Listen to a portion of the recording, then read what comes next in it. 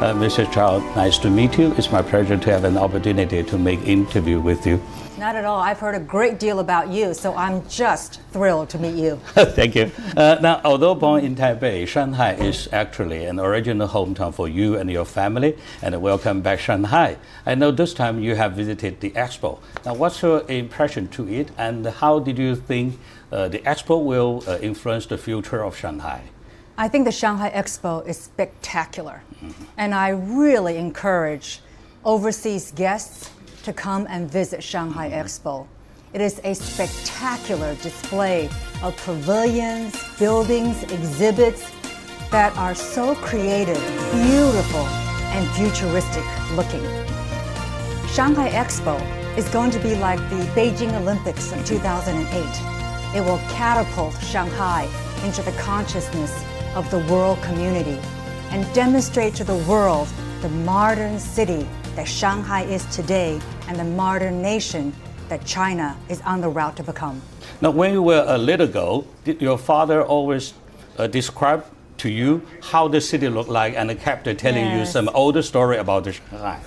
My father, throughout the times that I was growing up, told all of us, his children, many, many stories about his life in Jiading, his years of study at Shanghai, 交通大学.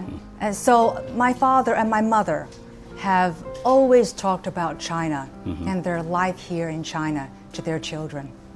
Did you keep some traditions of living habits and customs in your family a long time? Of course. For example, when we have meals, and all the children wait for my father to sit down. My father doesn't lift his chopsticks, we don't eat. Or what do your parents expect you most always? My parents are very progressive. They never put pressure on us, but they always expected us to do our best. So they always said to us that each of you have special talents, and you have a responsibility to discover these special talents for yourself. You and your sisters all graduated from the celebrated university in America, and you are even the first Asia-Pacific and American woman to be appointed in the president's cabinet in American history. So I think your parents must be very proud of that. Not necessarily. I mean, they're proud of all of their daughters. So they have been wonderful parents who spent a great deal of time with their children. Is there anything else for your family education? I think my parents always emphasized that it's very important to contribute to society, to be a good person. So they never emphasized material wealth or fame. These are fleeting. They're not real. You know, they emphasized the real treasures of life, like family, friends, love, leading a good life, contributing to society. It is said in the inauguration ceremony of the President George W. Bush, you are served to sit between the president and the vice president, which show great honor and respect to you. So your father was very excited, even with tears. Is that true? Well, my father and my mother were with me because they were part of the inaugural ceremonies as well. You know, after all, if we have good times, what better time is it to share with our loved ones? Let me say that over again. When we have good times, it's important to share it with our family and our loved ones. So for all the important events in my life, my family has always been there to celebrate and enjoy it with me. Do you think the Chinese cultural background to some degree influenced you so much as a politician in America? My family upbringing certainly helped me in those careers because, again, my father always emphasized, you know, we must always be good people, 做好人是非常重要的. And secondly, to always contribute to society, to help other people. 从19世纪40、50年代，华人移民开始大批到美国西部淘金，现在已经有160年的历史。在那个特殊的岁月里，美国常以各种理由进行排华行动。1882年，美国通过排华法案，不让中国劳工进入美国，并明令禁止华人通过规划取得美国国籍。一直到1943年12月27日，小罗斯福签署废除排华法案，臭名昭著的排华法案正式走入历史。没有人能够想到，120年后，美国华人从苦力到当上劳工部部长，走过了又是怎样一条漫长而又血泪斑斑的道路。Now, when you first arrived in America, did you feel some discrimination against Chinese, and how did you deal with that and finally accepted by the mainstream society? Well, number one, when we first came to America, there were not very many Asians in America. Asians comprised less than 1% of the entire American population. So it was very unusual to see other Asians. In fact, when I first arrived in America, I was in 3rd grade, and I missed seeing other Asians. And so I befriended a little Japanese girl because she looked like me. Yeah. And so we were good friends. But yes, of course there was discrimination. But because my family was so strong and my parents provided such a strong foundation and love, it didn't really affect me. I didn't really care. What I cared about most was to make my parents proud, to do better in life, and to bring honor to my family. And if I faced some difficulty, such as discrimination, I didn't care because I knew what my goals were. And so what other people may have thought was no matter to me. And I think that was very good. Now, of course, America's very different. There's so many more Asian Americans, and I think times are easier. In 1983, you asked the White House Fellow selection. Now, what is the key to success? I wasn't looking for success. I was just curious. You know, my parents always emphasized broadening our horizons, broadening our vistas. And they encouraged us to push, our boundaries. And so I was very curious about the American government. I was an immigrant. I didn't understand American government. So I thought I would just try to understand and view it, learn about it from the inside. And that's how I got involved with the White House Fellowship Program. Now, during your political career, President Ronald Reagan and George Bush gave you a lot of support. Could you share some detailed stories with us? Well, I was such a young staffer in President Reagan's administration, but there were people like Elizabeth Dole and others who noticed how hard I was working and how energetic I was and how devoted I was. And so they gave me an opportunity. And the same with President George W. Bush. I knew President George W. Bush because I worked with the son in the father's administration. Well, when President George W. Bush asked you to be in his cabinet, you said no, but later you changed your mind. Why? Well, he didn't ask me initially. I was initially, feelers were sent out, which I didn't realize at the time, but it's now evident that feelers were sent out to me to see whether I was interested in becoming the Secretary of Labor. And I had hoped that I would become the Secretary of Transportation because that was my background, my experience. And unfortunately for me at the time, that was not offered because the president, in our discussion, indicated to me he was going to offer transportation to me, Secretary of Transportation. But they wanted a Democrat in the administration. And so they were going to offer the Secretary of Energy to Norman Netta. But Norman Netta didn't want energy. He wanted transportation. So because they wanted a Democrat in the cabinet very badly, they gave Norman Netta transportation. So therefore, I was out of transportation. But in retrospect, life works out in very interesting ways. I have loved being the Secretary of Labor, and it has been a great privilege to be able to serve the workforce of America. And so I'm very, very glad that I had the chance to serve as Secretary of Labor. How do you describe George W. Bush as a president?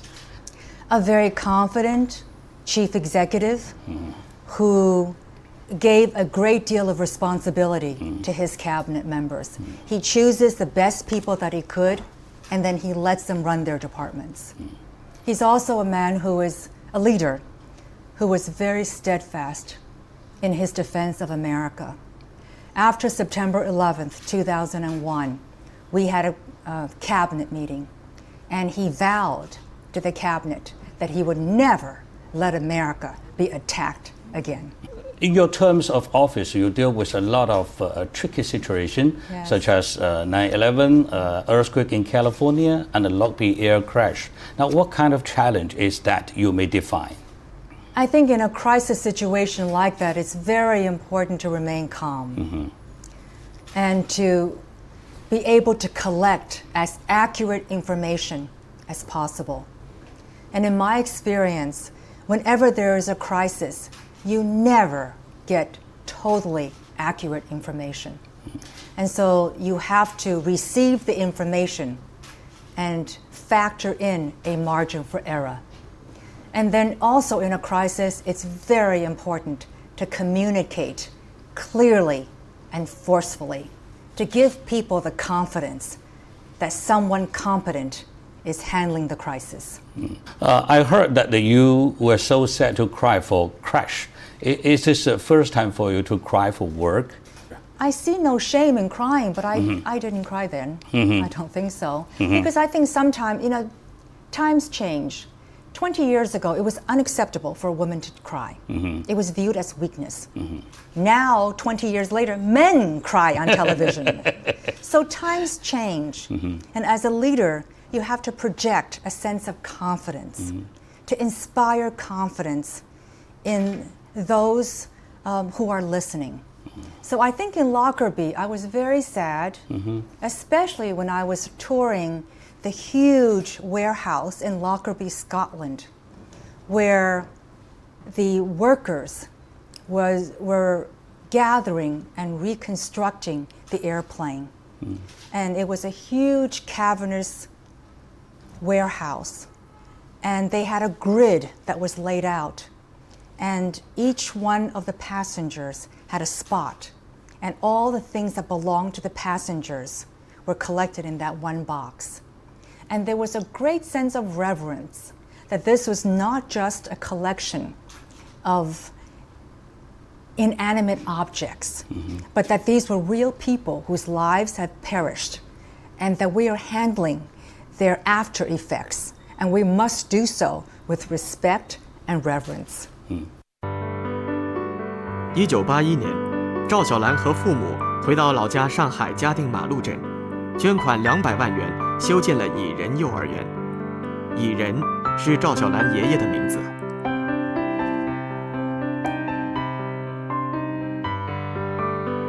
赵小兰8岁随父母移民美国，从一个英文字都不认识的小女孩，到领导17000多名员工的美国劳工部部长。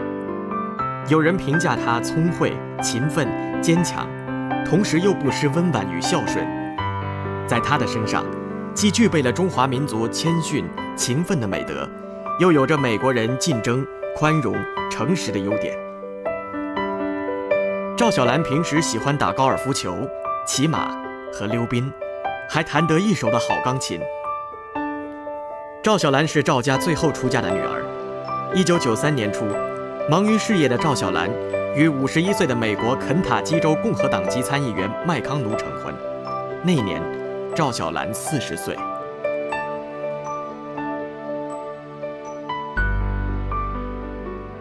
As traditional Chinese, did your parents care about your marriage? I think they did, but they never said very much. I enjoy being with my parents. I used to go on family vacations with my parents until I was 39 years old. And I think they didn't mind having me with them either. But 没有缘分嘛，对不对？缘分很重要的。So I think it depends on 缘分。Do you still remember how your husband proposed to you in your family? Yes, he had to come and visit the whole family and meet everybody. So he was the first male that I ever brought home. I've never brought anybody else home. So when I told my parents that I was going to bring him home, they knew that it was something serious. Now, what do you talk about most in your daily life? Oh, well, we're like every other couple. You know, we talk about what we're doing, who's going to pick up dinner, who's going to take out the garbage, and how our schedule is going to coincide. So we're like every other couple. I heard your husband is good at cooking, right? Yes, he's very good. Do you cook? Actually, I do, but I don't tell him. So he can cook. Now, I'm also very handy around the house, as you have heard, because my father taught all of us. We're very handy around the house, but we don't tell our husbands that either. You can tell us what kind of Chinese cuisine you can cook. I can cook 蛋台. 蛋台. I don't know the Chinese name. 宫保 is 鸡丁. 鸡丁. Yeah. 还有各式各样的那个豆腐，对不对？还有有点牛肉啦，还可以做。那就是好像没有时间，因为中国菜的要切得好细，费好多时间。对。那如果你们家务活在家里谁做的多一点？还是我想是在家里的。在家里的。我们都会一起做。对，一起做的。我们都一起做的。Today, two more American politicians with Chinese origin have entered the cabinet of President Obama. Does it indicate that the American politicians with Chinese origin play a more important role in an American political circle? Well, I think these two gentlemen are also very accomplished. But of course, yes, as America becomes more diverse, there are going to be more African Americans. We have now an African American president, more Hispanic Americans, more Asian Americans. I hope that the two Chinese Americans who are in the cabinet, I hope that the two Chinese American cabinet officers will help America and this administration understand China better. Now, what's the obstacles and the challenge for them, in your opinion? Well, there are always challenges because East and West think so differently. But when I was in the cabinet, that's what my role was. That was how I viewed my role, is to be a bridge of understanding between East and West and to help America understand China and understand, some of the evolution of where China has been for 30 years, which is why my trip here in 1979 with my parents have been so helpful, because I have seen China change in the last 30 years. I have seen China change in the last 30 years. And I tell my American friends, China has changed so much more than America has changed in the last 30 years. And China will continue to change. So please continue to work with China. Be patient.